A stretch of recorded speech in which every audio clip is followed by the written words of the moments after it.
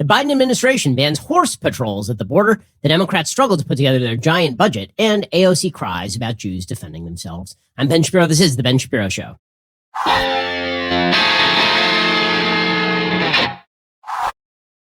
The Ben Shapiro Show is sponsored by ExpressVPN. You have a right to privacy. Defend your rights at expressvpn.com/Ben. We'll get to all the news in just one moment. First, here is your reminder that you are just paying a lot of money for your cell phone bill, like for no reason at all, because you're using one of the big cell phone providers, right? You want the great coverage, and you figure you got to get it through one of the big providers. Only one thing, you don't. Stop paying for Verizon, AT&T, and T-Mobile's social initiatives. Stop paying for their thousands of retail stores across the country that you never go into. Stop paying for the added perks you never use. Pure Talk isn't going to charge you for any of that garbage. Instead, they give you killer 5G coverage on the same 5G network as one of the big guys for about half the cost. The average family is saving over $800 a year. So, what exactly is your excuse? I made the switch. You can too. Keep your number, keep your phone, or get huge discounts on the latest iPhones and Androids. You can get unlimited talk, text, and 6 gigs of data for just $30 a month. And listen, if you still want unlimited data, you can get it and still save a fortune. Head on over to puretalk.com, shop for the plan that's right for you. They have a 30-day risk-free guarantee, so you literally have nothing to lose. Go to puretalk.com, enter promo code Shapiro. You will save 50% off your very first month. That is puretalk.com, promo code Shapiro. Pure Talk is simply smarter wireless. Save yourself a bundle by switching over. Go to puretalk.com, promo code Shapiro. Alrighty, so the Biden administration is faced with this crisis on the border. They're apparently trying to empty this thing out as fast as possible. It's like Gavin Newsom emptying out all the freeway underpasses right before the recall election. Right, all the homeless people are back, by the way. I'm in California right now, and I just went and checked under the freeway underpasses. They are all back because Gavin Newsom was not, in fact, recalled. So Joe Biden is doing the same thing at the southern border. Apparently, a lot of the southern border area under this Del Rio Bridge was cleared, but there's still about 5,000 people who apparently are staying there, according to Politico. A report from Renuka Rayasam over at Politico saying that things are winding down. There's still 5,000 people in the camp. That's much lower than the 15,000 person peak. Mexico has cracked down on the Acuna side, so it'll be difficult for more people to show up. I guess maybe by the beginning of next week, there'll be very few people left, if any, but it's still a zoo because there are so many people. It's hard for volunteers to keep up. He said, I met some asylum seekers at the airport. They said they would be sleeping on the bench. I gave them the number to the Haitian Bridge Alliance to see if they could help them find accommodations. They said there's nothing in a 100-mile radius. They have the money to buy a hotel room, but no options. So they've been sleeping on the streets. So things are obviously going really, really well over at the southern border. And the Biden administration has come up with a solution. They're going to blame it on the horses. So you remember, over the past several days, there's been this myth that Border Patrol is going around and whipping Haitian migrants, like whipping them, like taking whips and hitting them with the whips, like slave patrols or something. Well, as it turned out, those are called horse reins, and you use them when you are riding a horse. As I said yesterday, I may not be much of a cowboy, but I've seen enough cowboy movies to know what it looks like when you hit a horse on the flanks with the reins of the horse. Apparently, the Biden administration, however, has fallen full scale into the narrative that the Border Patrol here are the bad guys. And so they've decided there will be no more horse patrols. They're actually spending one of the parts of the Border Patrol that actually polices the border in the middle of a border crisis in order to satiate the idiotic media who don't know how horses work. Nick Miroff over at the Washington Post reports, the Biden administration has now directed U.S. border officials to suspend patrols by agents on horseback in the Del Rio, Texas migrant camp. Psaki said Homeland Security Secretary Alejandro Mayorkas told civil rights leaders Thursday morning, we would no longer be using horses in Del Rio. Here was Psaki announcing just this. We feel those images are horrible and horrific. There is an investigation the president certainly supports, overseen by the Department of Homeland Security, which he has conveyed will happen quickly. I can also convey to you that the secretary also conveyed to civil rights leaders earlier this morning that we would no longer be using horses in Del Rio. So that is something, a policy change that has been made in response. They shoot horses, don't they? Just blame the horses. So here you have a bunch of people trying to hoof it across the border. And the Biden administration is unable to rein it in. So finally, Biden just said, nay. Well, the main point is that all of this is just horse because there is no rationale for it whatsoever. Okay, they literally took the people who are policing. What are they going to put them on segways out there? Like, this is rough terrain in the middle of a river. So you're just going to have Paul Blart, Border Patrol agent, wandering around there out on his Segway, trying to stop people from crossing the border illegally. This is their solution. Because, of course, it is never about actually solving the problem. It is just about the political spin of the moment. This administration has no long-term vision, other than just spending oodles of money and making lots of people dependent. They have no long-term strategic vision. Everything is just news cycle of the moment. And honestly, some of this is due to social media. and just the nature of things, which is that if you just wait long enough, it will get out of the news, right? We still have thousands of green card holders stuck behind enemy lines thanks to the Taliban and the Biden administration, and no one cares anymore. We just forgot about them. They don't matter. Okay, it's not even the end of September yet. Okay, we only left like a little over 3 weeks ago, and everyone just forgot about the tens of thousands of SIV holders and the thousands of green card holders in Afghanistan, and the Taliban are taking over, and their leadership is saying we're chopping off hands again. It's, we're back. They're back and better than ever. The boys are back, and they're ready to chop off some hands. And the Biden administration is like, well, the news cycle moved on. And you know what? That was the plan. Their plan is always, can we delay long enough for people to forget about what's going on and move on to the next short-lived news cycle? That's always what this is. And so every answer from Jen Psaki is not directed at actually providing information. It's all directed at kind of these snarky little comebacks that don't make any sense if you think about them for 10 seconds. So, for example, Peter Doocy is asking about the fact that there are a bunch of people who are being deported not deported, they're being shipped into the interior of the United States. There have been reports now from the Associated Press, from NBC News, that people are literally just being released into the interior of the United States, and all women have to do to be released is claim that they are pregnant, which means that the border is not actually under control. So Peter Doocy asks Psaki about this, and listen to her answer. And the entire media is like, slay, queen, because all that matters is the headline of the moment. This is what, by the way, the media couldn't stand it when it was Trump. When it was Trump figured that too. He figured, okay, I'll just do whatever I do, and 5 minutes later, the news cycle will move on. But Biden is taking advantage of the exact same effect. And because the media are a bunch of squirrels, and they just want to run after the next nut they see, they will... By this time next week, no one will be talking about the border crisis anymore. We'll be on to whatever the next thing is. Psaki knows that, so she can do these slay queen idiotic little lines that make no sense. Here we go. Are you suggesting you don't believe when women say they're pregnant? Is that a big issue, we think, at the border? I am not in charge of keeping the border secured. Do you guys think pregnant women are posing a big threat to the border? You tell me. To the border communities? Is that a big issue? You tell me. I'm not aware of pregnant women being a big issue of concern to people at the border. That's not even what Doocy was talking about. What Doocy was saying is you obviously don't have control of the border. You're letting people in. You're not testing people for COVID. You're not testing people who claim they're pregnant so that they can just come into the country. So why exactly would we believe that you have any significant standards for how the border is being policed? And instead, Psaki's like, what do you have against pregnant women? You don't like pregnant women? Are you saying these women are lying about their pregnancy? Don't you know believe all women? Like, what in the hell are you talking about? That's not even the question. Like, if you ask her a question that doesn't fit into the neat little intersectional box, just rams it into the intersectional box, and the entire media cheers like a bunch of crazy people.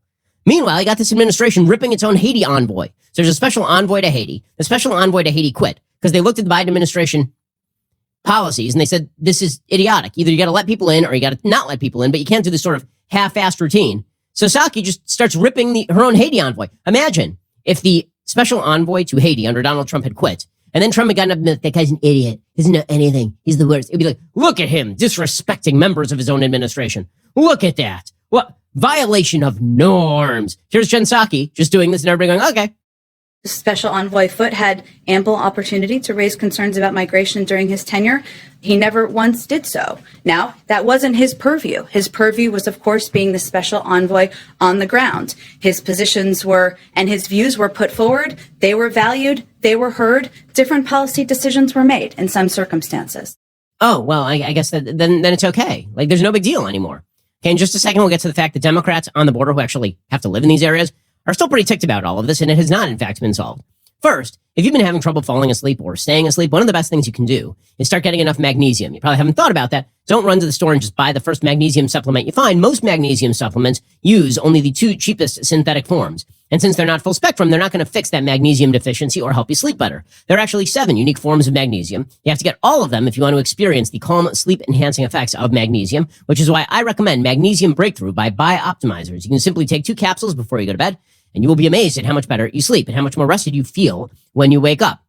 For an exclusive offer for my listeners, head on over to www.magbreakthrough.com/Shapiro. Use code Shapiro10 to save 10% when you try Magnesium Breakthrough.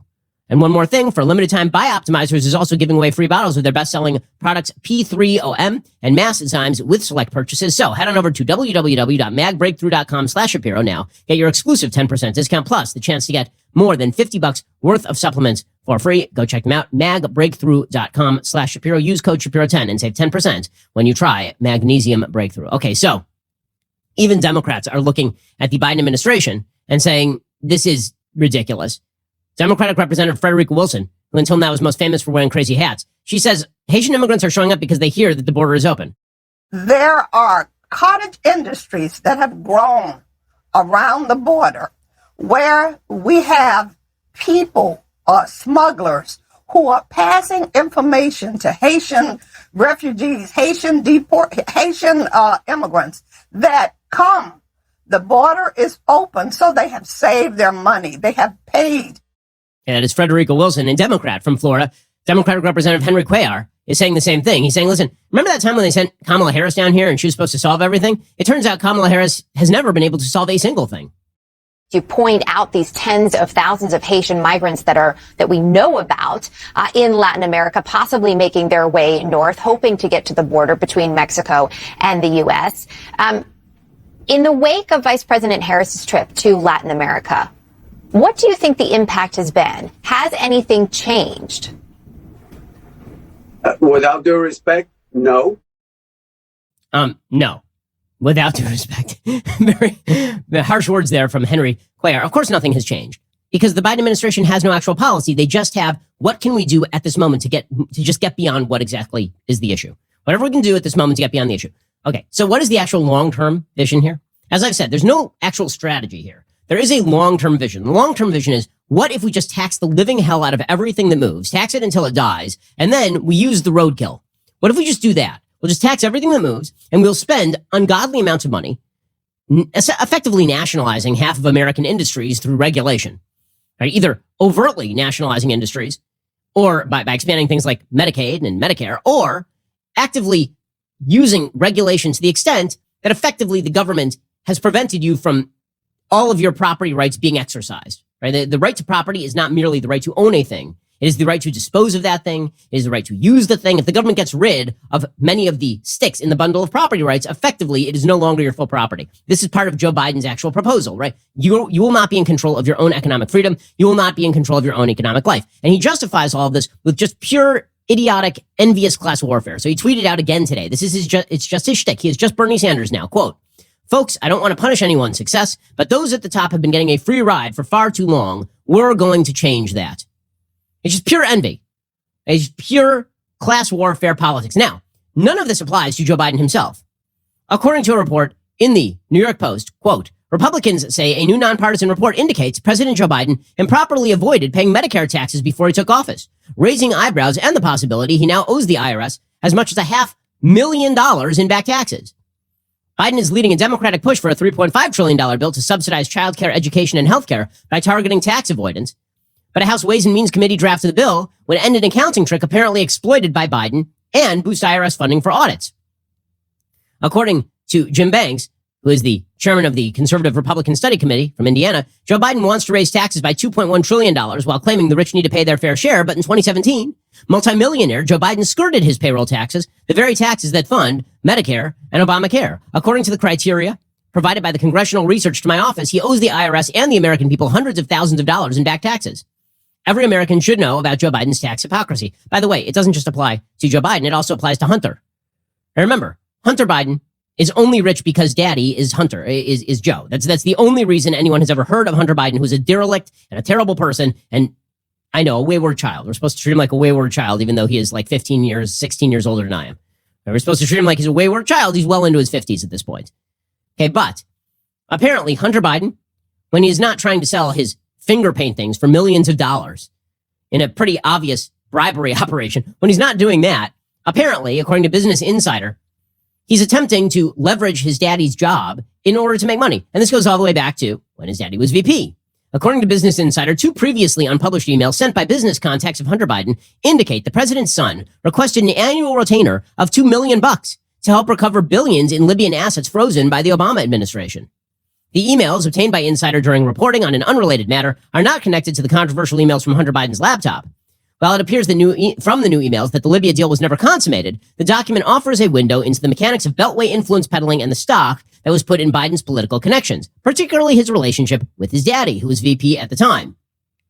The first email, dated January 28, 2015, was sent from Sam Jouari, a Democratic donor with businesses in the Persian Gulf, who has helped spearheading a Libya project. It was addressed to Sheikh Mohammed al-Rahbani, another Obama campaign donor involved in the proposal. In the email, Jawhari is frank about what Biden would bring to the table and what he says Biden wanted in return. Quote, per phone conversation I met with number 2 son. He wants $2 million per year, retainer plus success fees. He wants to hire his own people. It can be a close circle of people for confidentiality. His dad is deciding to run or not.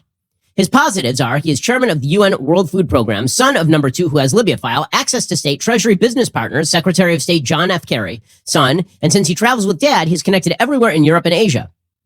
He has said he has access to the highest levels in PRC and can help there as well.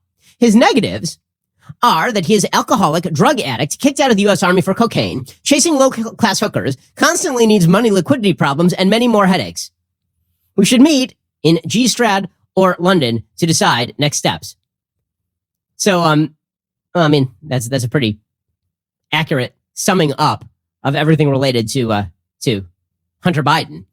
But again, the rule is you can be rich and you can influence peddle and you can be corrupt as all hell as long as you proclaim that you are for the socialist ideal of complete redistribution of income. And that's the whole shtick. Because the more that Democrats claim that they are for redistribution of income, the more they hope to change the nature of how American government is done, which brings us to the budget. We'll get to that in just 1 second. First, let us talk about a simple fact. You don't want to go to the auto parts store. Who wants to go to the auto parts store? You stand in line forever. Finally, you get to the front of the line. When you do, they finally ask you a bunch of questions about your car. You answer them, and then they're like, we don't have the part. We're ordering it online. And you're like, well, I could have just ordered it online myself and, cut out the middleman. They're like, yes, but then you wouldn't get this incredible service. Okay, well, you don't want the incredible service. You want rockauto.com. They always offer the lowest prices possible rather than changing prices based on what the market will bear, like airlines do. Why spend up to twice as much for the same parts? Furthermore, prices at rockauto.com are always the same for professionals and do-it-yourselfers. They're a family business serving auto parts customers online for 20 years. Go to rockauto.com to shop for auto and body parts from hundreds of manufacturers. The catalog is unique and remarkably easy to navigate. You can quickly see all the parts available for your vehicle. Choose the brands, specifications, and prices you prefer. Head on over to rockauto.com right now. See all the parts available for your car or truck and write Shapiro in their How Did You Hear About Us box so they know that we sent you. No reason to go to the auto parts store anymore. Instead, just do everything online at rockauto.com and make sure that you mention that you heard about rockauto.com on the Ben Shapiro Show. Okay, so meanwhile, the White House is still struggling to iron out its budget differences.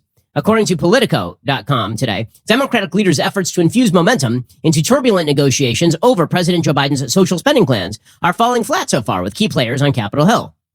As Congress hurdles toward a crucial week that could make or break Biden's agenda, centrists and progressives remain largely unmoved from their entrenched positions.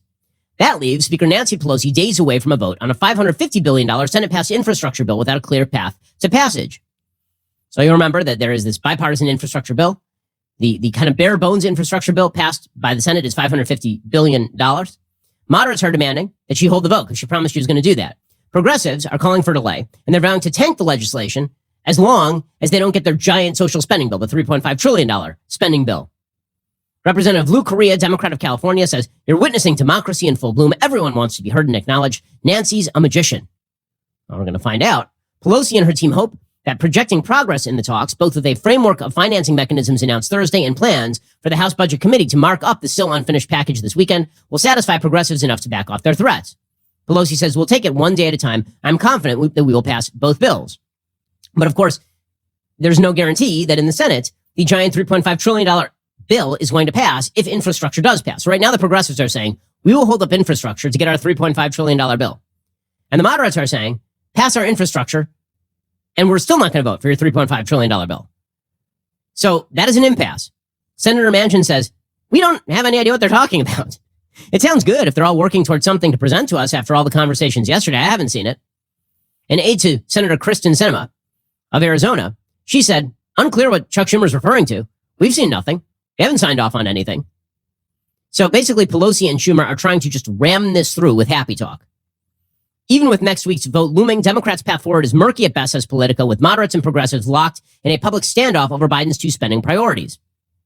Earlier in the day, Pelosi and Senate Majority Leader Chuck Schumer delivered a cryptic announcement that they, along with the White House, had agreed to a framework of options to pay for their social spending ambitions, an effort meant to show forward momentum in the stalled negotiations. House Majority Leader Steny Hoyer said, I think having a framework will add more confidence to people as to what we're planning on doing. One of the big problems is people aren't sure what's going on. House Budget Committee Chair John Yarmuth later announced Democrats' plans to mark up the massive package on Saturday, admitting it would be more procedural than substantive because the bill isn't even done yet. Republicans can force symbolic political votes, which would drag the process out for hours, but the budget panel can't make any binding changes. There's still no budget scorecards from the Congressional Budget Office, which are necessary in order to even pass this thing through reconciliation. The framework announcement came after Pelosi and Schumer emerged from a meeting with Treasury Secretary Janet Yellen and White House advisor Brian Deese and Congress's top tax writers. Democratic leaders were mum on the details, refusing to say whether a spate of financing ideas will allow them to move forward next week with either their up to $3.5 trillion spending package or the bipartisan infrastructure plan. So it looks like kind of a mess at the moment. Right now, again, the moderates are saying we are not spending this much money, and progressives are saying we're not going to vote for the bipartisan bill. Meanwhile, Bernie Sanders is cheering this framework that still has not been revealed. He says Democrats could pay for this whole thing and absolutely make sure they follow through on Biden's promise to not increase taxes on families making under $400,000 a year. He says the truth is, it's not hard to come up with approaches to do away with the tax cap and to demand the wealthy and large corporations pay their fair share of taxes. You could do a lot more than $3.5 trillion. Once again, Bernie only cares about spending other people's money. And he himself has that third lake house, so he's pretty secure.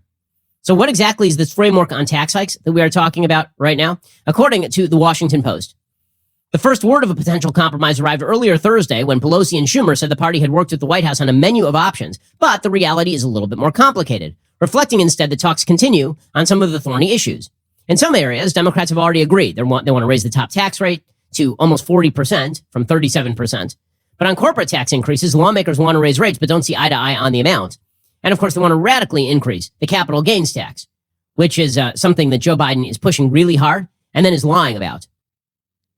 Even by Thursday afternoon, Democrats in the House and Senate said, we really have not seen any details here. You just keep saying things and you're not actually showing us anything. So this has forced Joe Biden to just lie about stuff. Okay, so we'll get to Joe Biden's latest lie with regard to taxes in just 1 second. First, let us talk about a simple fact. If you need an education, you need to go to a college that is going to actually mirror your values, right? That is going to share things that are important, eternal values that matter. Grand Canyon University is one university that does this. The Ben Shapiro Show is proud to be supported by GCU, an affordable Christian university, one of the largest, fastest growing universities in the country. Located in sunny Phoenix, Arizona, GCU is ranked top 20 for best college campuses in America and offers over 275 engaging academic programs with over 240 online.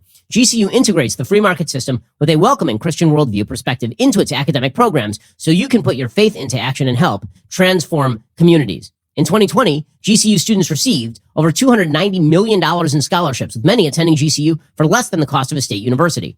You can find your purpose at GCU. It is private, Christian, affordable. Visit GCU/myoffer and see what scholarships you qualify for. I've visited GCU. It is just a gorgeous campus. The students are wonderful. Many of the faculty members are just terrific. Go check them out right now. GCU.edu/myoffer. See what scholarships you qualify for. Alrighty. So what exactly is Joe Biden's plan here? His plan is to just lie.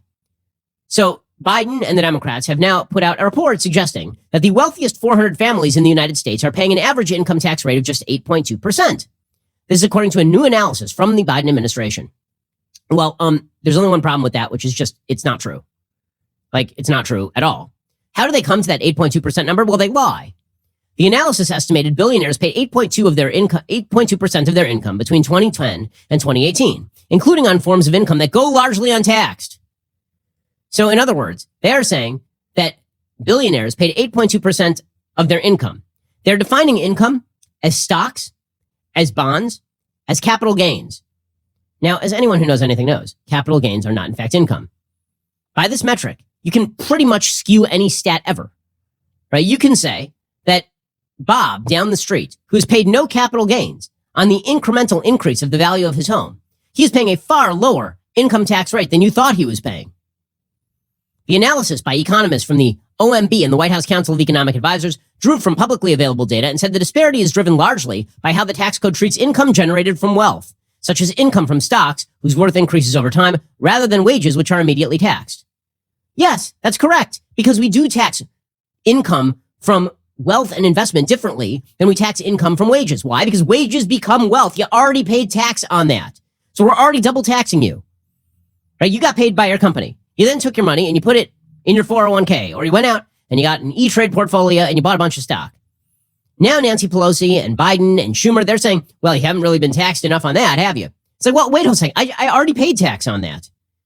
I haven't even sold my stock yet. What are you talking about? If I never sell my stock, by the way, I have not realized the gain or the loss. Of course, you shouldn't be taxed the same way on income that you are on investment. Now, one thing that Joe Biden is attempting to cash in on is the fact that most people in the United States are wage earners as opposed to people who are entrepreneurs or investors. But if you remove the incentive for entrepreneurs to be entrepreneurs and investors to invest, you'll get less investment and less entrepreneurialism and more wage base. There's more security in not taking the risk than there is in taking the risk. Nobody ever thinks about the sort of unforeseen economic consequences of this sort of stupidity. Okay, so let's talk about this for a second. Why we tax these two forms of income differently. The reason we tax capital gains differently from how we tax, for example, employment income is because employment income is very secure. You're taking no risk. You get paid a wage. The people who work at my company know that the check is coming every 2 weeks, right? They know the check is coming. They've taken no risk because they're walking into work and they are doing their job and they are getting paid. On the other end of the spectrum, those of us who are owners of the Daily Wire have taken a significant amount of risk. We've put our own money in, for example, or we took lower salaries in order to start the company, or we took out mortgages on our homes, or we went and we got somebody else to take the risk by putting money in, but then we took on the burden of having to pay those people back over the course of time. None of my employees have to pay back our investors over the course of time. They're employees. So, of course, it's amazing. People will talk about the excess profits to be earned, for example, from investment and innovation and entrepreneurialism. No one ever talks about the excess losses. Okay, most people who take risks fail. A huge majority of people who start in the restaurant business end up not in the restaurant business. Their restaurants go under. Nobody ever talks about the fact that when you talk about the average profit of investors, those are the people who stay the investors in a business. Or the entrepreneurs, right? Oh, look at the rate of return for entrepreneurs who succeed. You never talk about the people who go bankrupt. Okay, we try to incentivize risk taking because if it were not for the risk takers, if it were not for the entrepreneurs, if it were not for the people who invest their money, if it weren't for you investing your money in the stock market, right? And providing capital so that businesses can use that to hire people, no one gets hired. Employees do not exist without employers. Employers do not exist without risk taking and investment and innovation. And if you cut all of the benefits of innovation and investment, you may as well turn everybody into a wage earner. The problem is then there's no one left to pay the wages. This is why we tax these two forms of income differently. So Biden wants to conflate the two. He says, how is it possible for millionaires and billionaires that can pay a lower rate of tax than teachers, firefighters, or law enforcement officers? Again, teachers, firefighters, and law enforcement officers are wage earners. This is not any sort of degradation of what wage earners do. They do unbelievably important work. They also are not the people who own the company and take the risk of having to forfeit their house if something goes wrong on the job. The worst that happens to somebody who's a wage earner, I've been a wage earner in my career also, right? I've worked for companies where I was not an owner in the company. And the risk that I took is that the company went under, but that risk didn't attach to me. It was just I would have to go find another job or that I screw up at my job. But if I've leveraged my entire life in order to start a business, that's a bit more of a gamble, is it not? So Biden is hoping that because so many people are employees as opposed to employers, then we can have the employee base tax the employers. And it was often said in the 18th century, 19th century by political philosophers that the moment that you could essentially have people tax other people to pay for their benefits, then the entire system would collapse. That's what Biden is betting on. The more he makes people dependent, and then that dependency is paid for by people who are not those people, the more you can get people to vote for that kind of stuff. And it's all well and good until the entire system collapses. It's all well and good until there is no one left to do the innovation. The Biden administration says they want the wealthiest Americans to, quote, pay their fair share. Their proposal includes raising the income tax bracket for the wealthiest Americans back up to almost 40% from 37%. By the way, the United States has one of the most progressive income tax rates in the world. Right? The rich pay way more taxes than people at the bottom of the spectrum. The bottom 50% of income earners in the United States essentially pay zero income tax. The top 10% of income earners in the United States pay virtually all of the income tax in the United States. The top 1% pay something like 40% of all of the income tax in the United States. So Democrats agree that we'll raise the taxable income, but they also want to include capital gains for households making more than $1 million each year at the same tax rate, 39.6 instead of 20%, doubling the tax rate on capital gains. However, among Democrats, there's still some disagreement. In a bill unveiled last week, House Democrats proposed raising the top capital gains rates from 20 to 25%, which is a lot less than Biden wanted. Instead, they wanted a 3% surtax on individuals making more than $5 million. It didn't address wealth passed from generation to generation. Democrats want to tax you for passing on your wealth to your children, which is one of the reasons you care about earning additional wealth. You think that if I didn't care about passing on wealth to my kids, I would continue working as hard as I do? I want to pass on wealth to my kids. I want to give charity. I want to invest in my employees. I want to invest in our business and grow it. I think it's important. Remove all the incentives. And hell, I mean, if you're maxing out what I can give to my kids, I may as well take them on vacations and spend all the money now before I die. If Biden has vowed not to raise taxes on those making less than $400,000 a year, he's lying about that too. He's already raising all sorts of quote unquote sin taxes. Okay, all of this comes as the White House is gambling with a government shutdown. Okay, they are so committed to the idea that they can spend us into a new way of life that they are preparing for a government shutdown. Because let's face this, the government shutdown is entirely avoidable. All the Democrats have to do is not vote on a $3.5 trillion package at the same time that they raise the debt ceiling. That's all. According to the Washington Post, the White House Budget Office notified federal agencies on Thursday to begin preparations for the first shutdown of the U.S. government since COVID. Administration officials stress the request is in line with traditional procedures 7 days ahead of a shutdown and not a comment on the likelihood of a congressional deal. Both Democrats and Republicans have made clear they will fund the government before the funding expires on September 30th. But time is running out. Lawmakers are aiming to resolve an enormous set of tasks in a matter of weeks. House Democrats earlier this week approved a measure to fund the government, suspend the debt ceiling, and approve emergency aid, such as disaster relief. But that plan is expected to die in the Senate because GOP is not going to support Democratic attempts to lift the debt ceiling so long as the Democrats immediately plan to ram through a $3.5 trillion budget plan. With the first of two major deadlines looming next week, Democrats publicly maintain current course. They have pledged to put the House-backed bill before the Senate that would fund the government into December and allow the country to borrow freely throughout most of 2022. Senate Majority Leader Schumer said, quote, every single member of this chamber is going to go on record as to whether they support keeping the government open and averting a default or support shutting us down and careening our country toward a first ever default. Well, I mean, the Democrats could avert the default by not pledging to spend more money than God has ever seen. Privately, Democrats are beginning to acknowledge they're unlikely to prevail in the face of a GOP blockade. Democrats have started discussing the mechanics of how to sidestep Republicans as soon as next week. We're looking at all the options, but a government shutdown is not acceptable, says Senator Chris Van Hollen of Maryland. Many government functions are financed through spending bills that must be approved by Congress, including things from the military to education programs before one fiscal year ends and the next begins. Alternatively, lawmakers can pass short-term measures that sustain existing funding to buy themselves time. Absent those actions, the money runs out, resulting in a full or partial shutdown. Now, missing the deadline doesn't bring all government operations to immediate halt. Every time there's a bit of a government shutdown, and this has happened several times in the last 10 years, everybody acts as though the world is going to end and nothing happens. Like, really nothing happens. In fact, so little happens that Barack Obama has to shut down national parks to pretend that anybody cares. He has to shut down, like, open-air World War II memorials so that he can cudgel World War II veterans into being upset. Many of the people who are government employees, they just continue working because they are essential employees. The implications for a shutdown during a public health crisis could be very different, supposedly, according to the Washington Post. Democrats are struggling to advance multiple spending measures all at once. They don't have to do this. They're laboring to advance $4 trillion in economic initiatives backed by Biden. The proposal is tied to a second, roughly $3.5 trillion bill to expand Medicare, boost education and childcare programs, combat climate change. In a sign of a new scramble to avoid a shutdown, the Senate's two top appropriators, Chairman Pat Leahy of Vermont, Democrat, and top Republican Richard Shelby of Alabama, huddled Thursday to discuss potentially including a short-term agreement to keep the government funded. That could be done without an increase in the debt ceiling. Right now, however, the Democrats seem to want to play chicken. Well, good luck playing chicken. Well, the reason that we are playing chicken in the first place is because you want to spend money on programs that are relatively unpopular. Nobody's interested in blowing out the debt this way.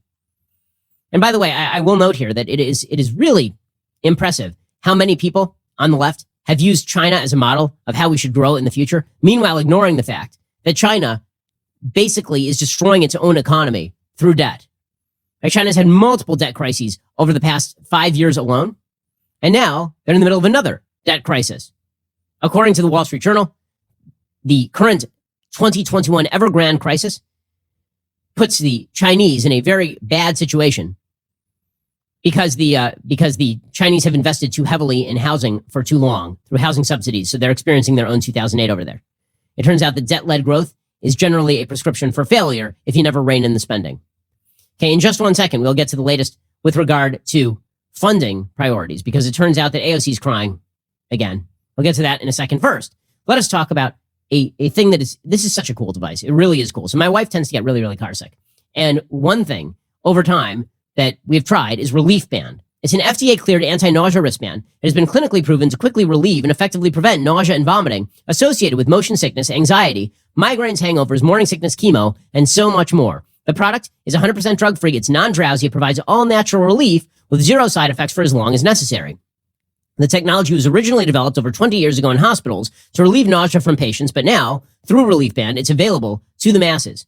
It's so cool. Okay, basically, it is a wristband that stimulates a nerve in your wrist, and that travels to the part of the brain that controls nausea, and then it blocks that signal that the brain is sending to the stomach, telling you that you're sick.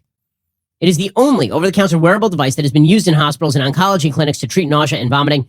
Again, it works for my wife. My sister also tends to get car sick. I got her a Relief Band as well. Right now, Relief Band has an exclusive offer just for Ben Shapiro listeners.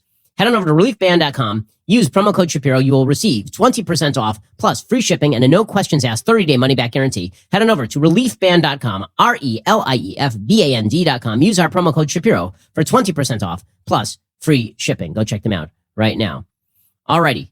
We'll get to more of this in just 1 second. First, you deserve to wake up to the facts. That's why we started our newest podcast, Morning Wire. It's been topping the Apple and Spotify charts since its recent release. It is the only daily news podcast that values your time and the truth. And while we are working overtime to bring you the news you need to know, we need your help to keep the facts trending toward number one. So, subscribe and start listening now on Morning Wire and Apple, Spotify, wherever you listen to podcasts. Leave a 5-star review if you like what you hear. You're listening to the largest, fastest growing conservative podcast and radio show in the nation.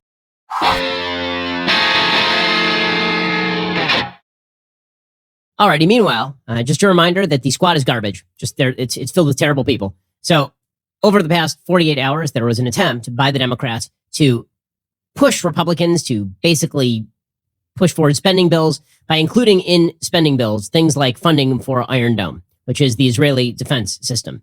And the squad voted it down. Like members of the squad who were in favor of increasing the spending, Republicans voted against it because they didn't want to increase the spending period. Democrats were in favor of increasing the spending. They just didn't like Israel, at least members of the squad. So Rashida Tlaib, who's just the de-Hamas in the, like, she's just a terrorist representative, apparently, in the American Congress, because that's all she does, just stand for Hamas. So she went out there and she said she was very upset that now the Democrats brought up, correctly, a separate funding bill for $1 billion for Iron Dome, which is a purely defensive technology. And Rashida Tlaib said she didn't want any funding for war crimes. I will not support an effort to enable and support war crimes, human rights abuses, and violence. We cannot be talking only about Israelis' need for safety at a time when Palestinians are living under a violent apartheid system and are dying from what Human Rights Watch has said are war crimes.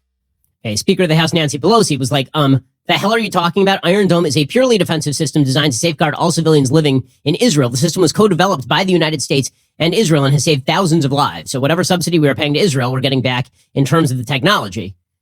And pretty much everybody voted for it. Right? Everybody, the final vote on this thing had, I think, 9 people who did not vote for it. Ted Deutsch, the representative from Palm Beach, he came out. He's a Democrat and finally slammed Rashida Tlaib as the anti-Semite she is. He's only 2 years late on this. I cannot allow one of my colleagues to stand on the floor of the House of Representatives and label the Jewish Democratic State of Israel an apartheid state.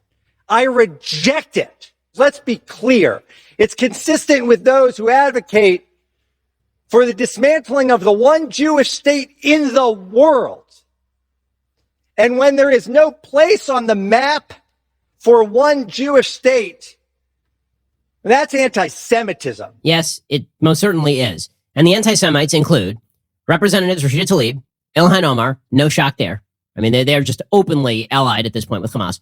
Ayanna Pressley, the Ringo Starr of the squad. Cori Bush, the BLM congresswoman from Missouri. That's also not a shock because the BLM organization is openly anti-Semitic. Andre Carson, Marie Newman, Jesus Garcia, and Raul Grijalva. And one Republican, Representative Thomas Massey, who voted against because he votes against pretty much every funding bill. And that is why Massey voted against it, not because he's anti-Israel, just because he doesn't like pretty much any funding. AOC is the one we should focus on here. So originally, the vote came around, and AOC voted against funding Iron Dome. Then AOC backed off of it because, as always, she is just cosplaying the revolution. That is all. She wants to be seen as radical, but then when it comes right down to it, she just wants power and money. That's all she wants. AOC. She wants to run for Senate in New York. You ain't getting far running for the Senate in New York being overtly anti-Semitic the way that Ilhan Omar and Rashida Tlaib are. Ilhan Omar can get away with it because she's from a district in Minnesota that is extraordinarily far left and radical against Israel. And the same is true for Rashida Tlaib.